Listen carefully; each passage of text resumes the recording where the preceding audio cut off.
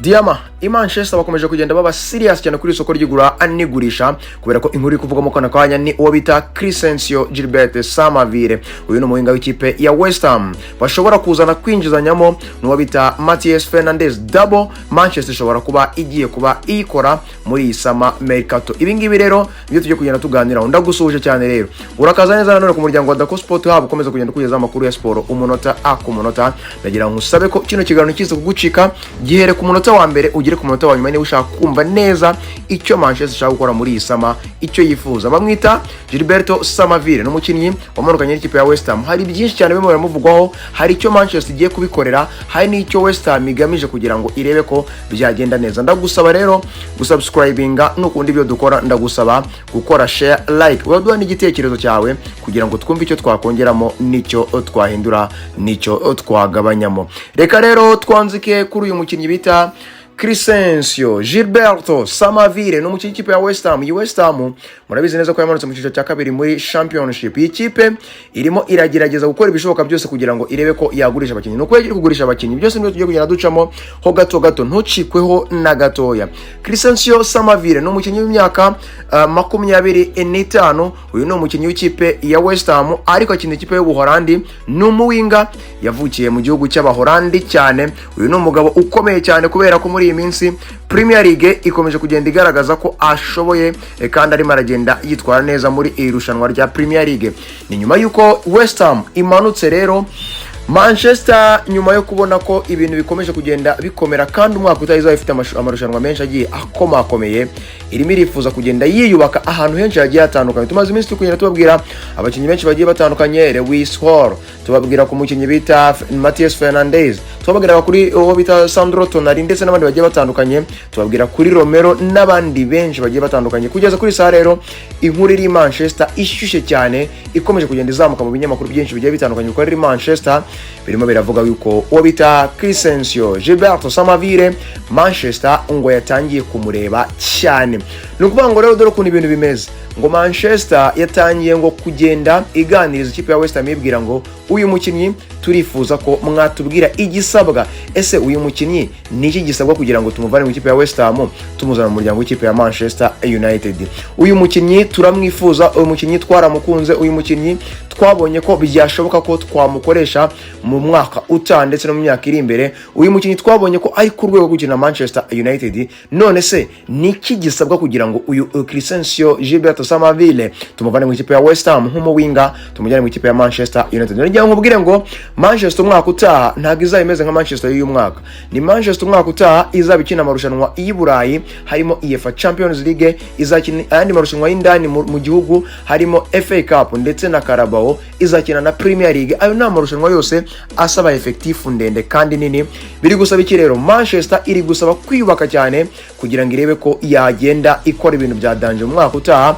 Michael Carrick arashaka kubaka effective ye impande n'impande kuri we position byibuze agira abakinnyi babiri bakomeye byataye.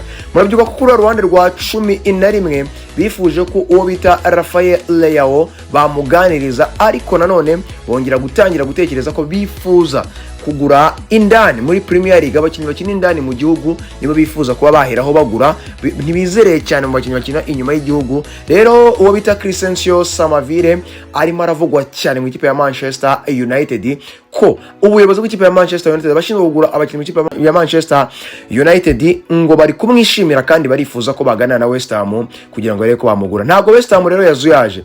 Westham yahise babwira uti uyu mukinnyi wacu ari ku gaciro ka $50 uz'amapaundi, rero mumwifuza ni muze mu mutwaro. Impamvu Westham rero irimo iragurisha aba bakinnyi, Westham kuva yamanuka mu cyiciro cya kabiri muri championship iri kugerageza kureba ko yagurisha abakinnyi bafite imishahara myinshi cyangwa se ya balancing imishahara ikoresha kugurisha abakinnyi bayo kugira ngo irebe neza ko yabasha kuringaniza umushahara w'abakinnyi bayo kugira ngo bitazaba biyigonga cyane. Rero niyo mpamvu iri kwifuza ko aba Crescencio Summerville, abantu bita Matthias Fernandez bose yagenda ibarekura ikagenda ibagurisha kubera ko niba hari amakipe bifuza kandi akabatanga gatubutse nk'ayo bifuza, ikipe ya Westham ngibona ko yayafata kugira ngo urugendo rwayo rugende rukomeza kandi cyane. Manchester rero hari impamvu ikomeye cyane irimo irifuza ko yagura uyu mukinnyi. No mukinnyi ibona ko ku ruhande rw'ibumoso yazaza kuyifasha kubera ko nta n'umukinnyi bagirayo cyane, bakunda guhengekayo uwo bita Mathias Kunya, bagashyiraho n'abandi bakinnyi bagiye batandukanye, ariko nanone barifuza ko uyu mukinnyi Crescencio Summerville uyu Muholandi yaza kubafasha kuri uriya mwanya ku ruhande rwa 11 kugira ngo bigende bimera neza mu muryango w'ikipe ya Manchester United mu mwaka utaha, bakomeze kugenda bahangana ku rwego rwo hejuru. Manchester rero yatangaje ko kugira ngo yinjiza uyu mukinnyi Summerville nuko Rashford transfer ye iri buze kuba yahapeninze. No kuvuga ngo mu gihe cyose Rashford ari buze kuba yasohotse mu muryango w'ikipe ya Manchester United, dore ko Rashford ku itariki 15 z'uku kwezi nibwo Roni yarangiye mu ikipe ya Barcelona. Barcelona yamaze gutangaza ko itazamugura, ariko nanone Manchester yongeye gutangaza ko miliyoni 30 ntago yazijya munsi ku ikipe ya Barcelona, ariko andi makipe ngo release clause ni miliyoni 40 havuyemo Liverpool ndetse na Manchester City. Nukuvuga ngo abangaha babona abake babo murabizi ubu bagiye bashatse kumugura byo hari ikindi bice byasaba ku ruhande rw'ikipe ya Manchester. Nukuvuga ngo rero Rashford y'imyaka 28 uhembwa 325 ku cyumweru. Nukuvuga ngo uyu mukinnyi cyasigaje imyaka 2 mu ikipe ya Manchester United, bari kwifuza ko uyu Rashford bamusohora kugira ngo nabo ibitabo by'umushahara n'ibindi bitabo bijya bisanzwe n'amafaranga runaka cyangwa se amafaranga y'umukinnyi akademikayo. Murabizi ko ikipe igurisha umukinnyi akademikayo bigira icyo bisupportinga mu bijyanye na financial fair play.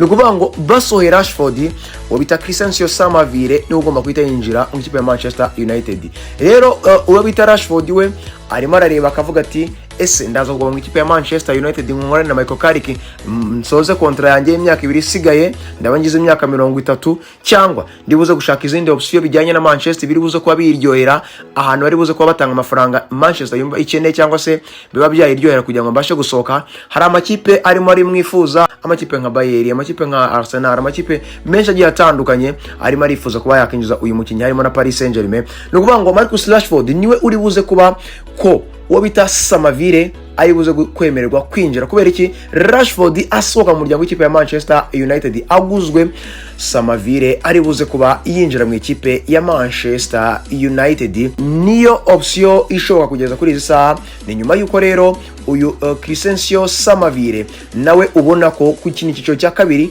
wenda ntaga byifuza cyane, kandi no kuza mu muryango w'ikipe ya Manchester igiye gukina imikino y'Iburayi, imikipe ikomeye nk'iriya byamufasha. Umukinnyi w'imyaka 25 rero mu Holandi nawe byamuhera byiza cyane. Manchester rero bikomeje kugenda iganiriza iyo bita Westham irebe ko yakora double deals transfer, irebe kuri Summerville ndetse no bita Mathias Fernandez uri kuri miliyoni 85.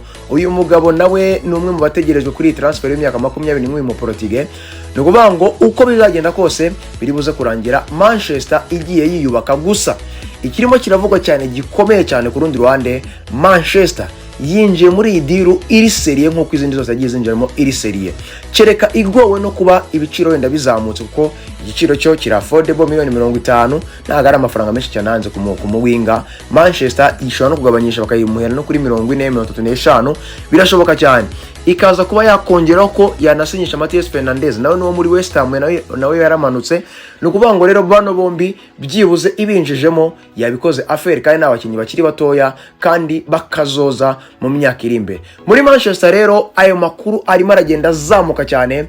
Crescencio Gilbert Summerville uyu Muholandi ngo ari kwifuza kuba yahugurwa n'ikipe ya Manchester United, ndetse hakaba n'andi makuru arimo aravugwa yuko Rashford ndetse n'uwo bita Mathias Fernandez abo bose nabo n'izindi nkuru muri Manchester United mu minsi iri imbere.